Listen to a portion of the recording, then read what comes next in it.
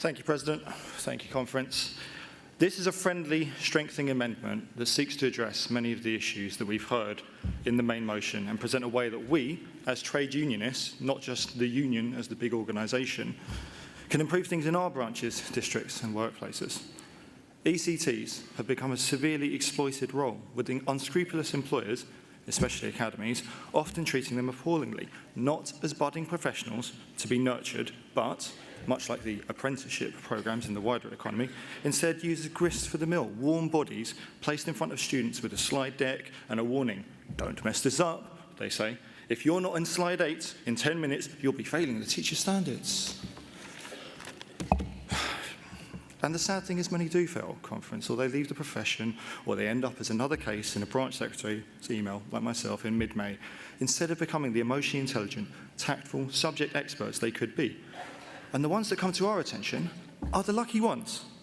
I know that seems strange, but how many are lost to academy chains like Harris and so on if there isn't a union rep or even an experienced colleague to say, this isn't how it should be? Have you spoken to your union for advice?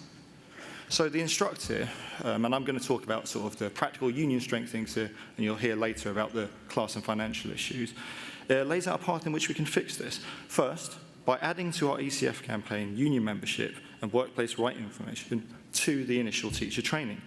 The fracturing of ITT routes from the old PGCE model has been immensely damaging to young workers and to our union.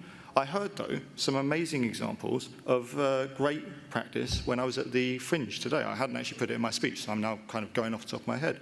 I heard from Austin from West Sussex that he had approached the ECT provider in his school, and he said, can I meet the PGC students and talk to them about the union? And he did. And that's brilliant, because it sets the union up as more than just an insurance policy and a free pen, but something that's active in the workplace. But I also heard of a trainee on my table, and I'm very sorry I've forgotten the name, who said, you know, I'm a trainee and I don't know I don't know my district, I don't know how I get in touch.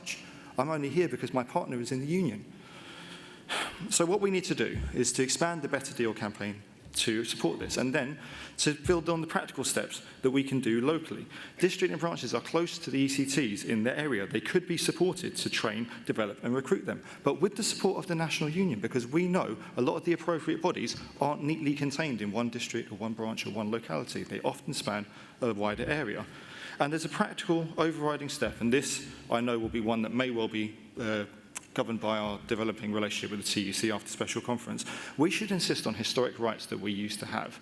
In the old days, in the early days, it used to be we would provide them with a list of our officers, and the employer, usually a local authority, would provide us a list of all the new staff. We don't get that, but we still got the rights to that a lot. We should get that. We should have the list of new staff. We should have the access to new staff. We should recruit, develop the next generation of trade unionists, the people we need to make our union strong. Conference, I move.